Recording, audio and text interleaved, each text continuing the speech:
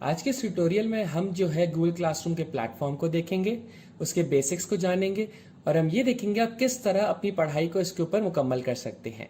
Google classroom के through आपके teachers जो हैं वो आपको होमवर्क देंगे, आपको असाइनमेंट्स देंगे और आप उनको कंप्लीट करके जो है उसके ऊपर सबमिट करेंगे। अब गूगल क्लासरूम के लिए सबसे पहले जो चीज़ ज़रूरी है वो होना चाहिए आपके पास आपका गूगल अकाउंट। आपका गूगल अकाउंट जो है वो होना चाहिए आपके अपने नाम के ऊपर, राइट। अब सबसे पहले जो आप करेंगे वो ये करेंगे, आप जाएंगे सर्च इंजन बार पे और आप लिखेंगे गूगल क्लासरूम। आप जब गूगल क्लासरूम लिखेंगे तो आपके पास आएंगे मल्टीपल लिंक्स। आप सबसे पहले लिंक पे क्लिक कर लें जिसके ऊपर लिखा हुआ है गूगल क्लासरूम और आपके पास एक आ जाएगा नया पेज। इस नए पेज के ऊपर आपके पास आएगा लिखा हुआ साइन इन या यूज योर गूगल अकाउंट। अब अगर आपके पास गूगल अकाउंट है तो आप अपना ईमेल या अपना फोन नंबर डालकर और अपना पासवर्ड डाल के डायरेक्टली गूगल क्लासरूम पे जा सकते हैं। लेकिन अगर आपका गूगल अकाउंट आपके नाम पे नहीं है या आपके अम्मी अब्बू के नाम पर है या आपका गूगल अकाउंट जो है वो थोड़ा सा क्रिएटिव है, सही, तो आपको जो है फिर एक गूगल अकाउंट नया बनाना पड़ेगा। क्यों? क्योंकि आपके असातिज़ा जो है वो आपके नाम से जो है आपको पहचानेंगे आपके गूगल क्लासरूम में। तो अब आप जाएंगे इस क्रिएट अकाउंट के लिंक के ऊपर, सही है। आप जब इस पर क्लिक करेंगे तो आपके पास एक नया पेज आएगा। इस नए पेज पे लिखा हुआ है आपके पास क्रिएट योर गूगल अकाउंट। इसमें आप डालेंगे अपना फर्स्ट नेम और अपना लास्ट नेम। अब इस वीडियो की खातिर मैं लिख रहा हूं स्टूडेंट, अपना फर्स्ट नेम और अपना लास्ट नेम मैं लिख रहा हूं यहाँ पे ट्यूटोरियल, सही। अब यूजर नेम जो है आप अपना फर्स्ट नेम और अपना लास्ट नेम देखकर बनाते हैं। अब ज्यादातर क्या होता है आपके पास, क्योंकि इतने सारे आपके यूजर्स होते हैं तो आपका जो यूजर नेम है वो काफी दफा जो है वो ऑलरेडी टेकन लिखा हुआ आता है। तो आपको इस मौके पर जो है थोड़ा सोच विचार करके जो है एक यूजर नेम बनाना पड़ता है। तो मैं क्या लिख रहा हूं यहाँ पे, मैं लिख रहा हूं student.tutorial.2001@gmail.com, सही। उसके बाद फिर मैं आता हूं पासवर्ड के ऊपर। अब पासवर्ड आप अपनी मर्जी से जो भी लिखना चाहे आप लिख सकते हैं, सही। तो मैं पासवर्ड लिखता हूं यहां पे अपना और दुआ करता हूं कि ये सब कुछ जो है एक्सेप्ट हो जाए गूगल की तरफ से। अब एक दफा जब अब सारी डिटेल्स मैंने फिल कर दी हैं तो अब मैं जाऊंगा नेक्स्ट के ऊपर। जब मैं नेक्स्ट पे क्लिक करूंगा तो फिर मेरे पास एक आएगा नया पेज। इस नए पेज में मुझसे मांगता है मेरा फोन नंबर और मेरा रिकवरी ईमेल एड्रेस। अब यहाँ पे फोन नंबर इसलिए जरूरी होता है आपके लिए कि अगर आप कभी भी खुदा न खास्ता अपना पासवर्ड भूल जाएं, सही है, या आपको अपना यूजर नेम या आईडी याद ना हो, राइट, तो आप जो है अपने पास अपना रिकवरी के ऑप्शन में जाके अपना पासवर्ड जो है वो रिकवर कर सकते हैं अपने फोन नंबर के थ्रू। इसके बाद जो है गूगल आपको अथेंटिकेट भी अपने फोन नंबर के थ्रू ही करता है।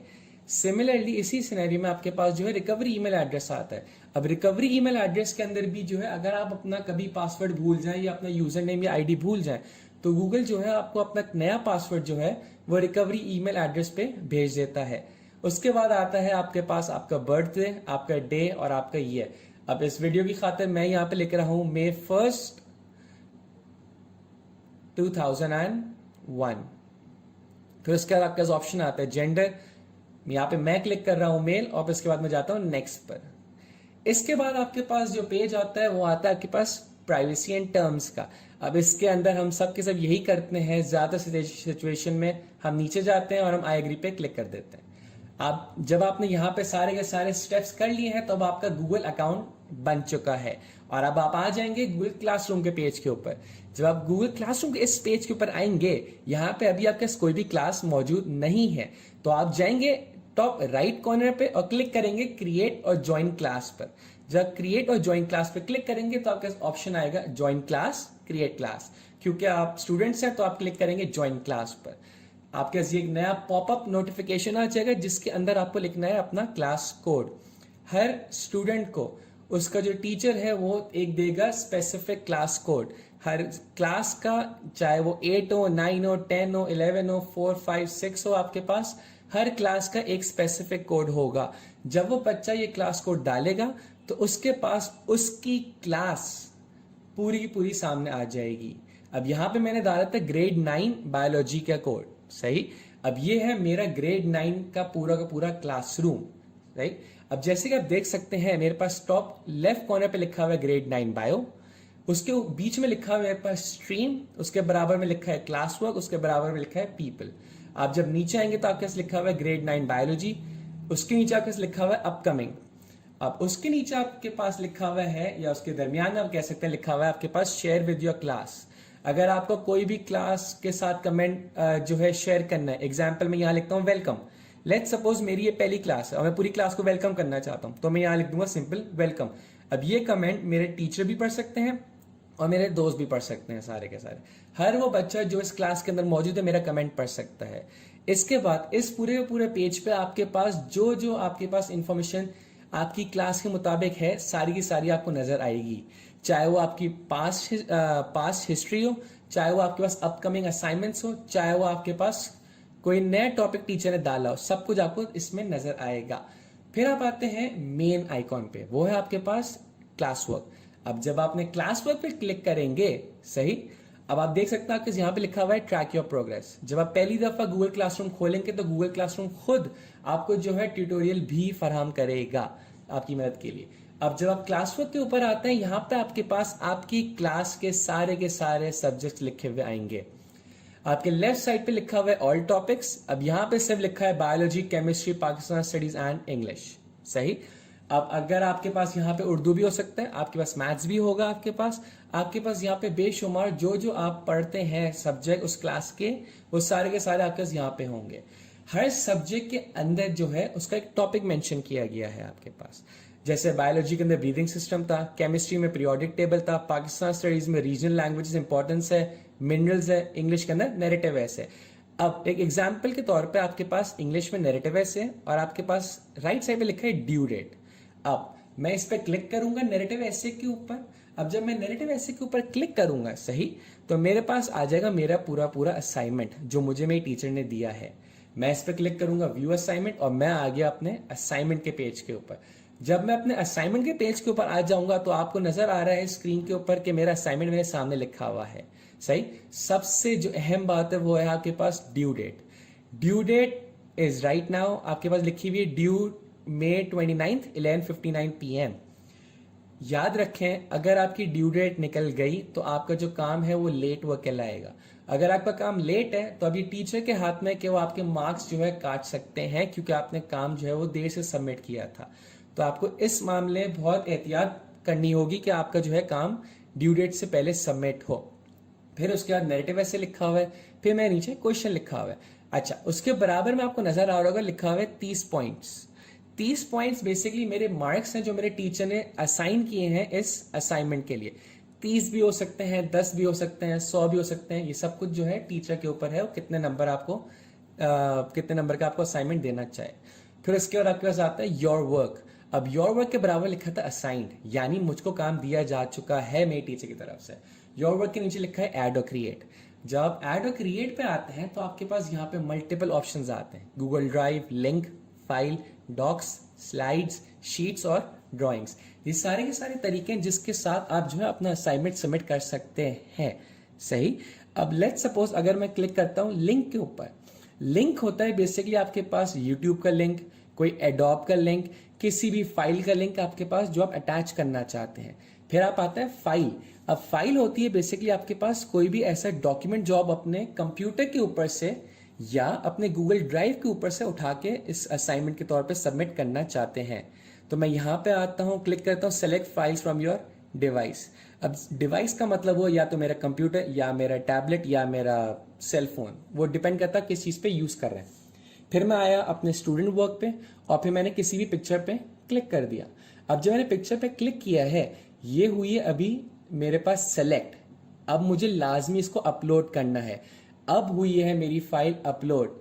अभी भी याद रखा जाए मेरी फाइल अपलोड हुई है, मेरी फाइल टर्न इन नहीं हुई। टर्न इन और अपलोड के अंदर आपको बहुत ख्याल रखना होगा। अगर आपने फाइल अपलोड कर दी है, इसका मतलब है आपकी फाइल सर्वर पे आ गई लेकिन अभी टीचर को नहीं पहुंची है। यानी ये लाजमी है आपके लिए कि आपको टर्न इन, जो आपके आइकॉन लिखा हुआ है, जो आपके बना हुआ है टैब टर्न इन का, उस पर आपको क्लिक करना लाजमी है। अगर आप उस पर क्लिक नहीं करेंगे आपका असाइनमेंट जो है वो सबमिट नहीं होगा। इसका खास ख्याल रखा जाए आपके पास। फिर जब मैं इस पे टर्न इन पे क्लिक करता हूं तो एक और पॉपअप खुलता है मेरे पास और मुझसे पूछता है कि क्या आपको ये पिक्चर टर्न करनी है। तो मैंने इस पे क्लिक किया टर्न इन पे। जब मैंने इस पे टर्न इन पे क्लिक किया तो अब मेरा असाइनमेंट हो गया सबमिट। अब मेरा असाइनमेंट चला गया मेरे टीचर के पास। सही। अब यहां पे आपको नजर आ रहा है प्राइवेट कमेंट्स का ऑप्शन। लेट्स अज्यूम कि मैंने जो है कोई गलती कर दी है, या लेट्स अज्यूम मैं टीचर को कोई सवाल पूछना चाहता हूं सिर्फ टीचर से। तो यहां पे मैं लिख सकता हूं कमेंट्स। यहाँ पे मैंने शायद कोई गलती कर दी, मैंने गलत असाइनमेंट सबमिट कर दिया, मैंने कोई गलत क्वेश्चन सबमिट कर दिया, तो मैंने टीचर को यहाँ पे प्राइवेट कमेंट दिया। मेरे कोई भी स्टूडेंट या कोई भी दोस्त इस कमेंट को नहीं पढ़ सकता। अब मैंने टीचर को कमेंट दिया, अब मैं चाहता हूँ कि मैं अपना काम वापस से अपने पास ले लूँ। सही। तो मैं जाऊँगा फिर आपके पास अनसबमिट के ऑप्शन के ऊपर। ठीक है। अब ये उस सूरत हाल में होता है जब आपकी ड्यू डेट पास नहीं हुई भी होती।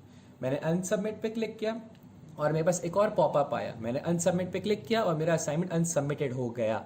यानी मेरा असाइनमेंट अब टीचर के पास नहीं है, अब वापस मेरे पास है। तो अब मैं क्लिक करूंगा क्रॉस के ऊपर। जब मैंने क्रॉस के ऊपर क्लिक किया तो यानी वो इमेज वहां से हट चुकी है।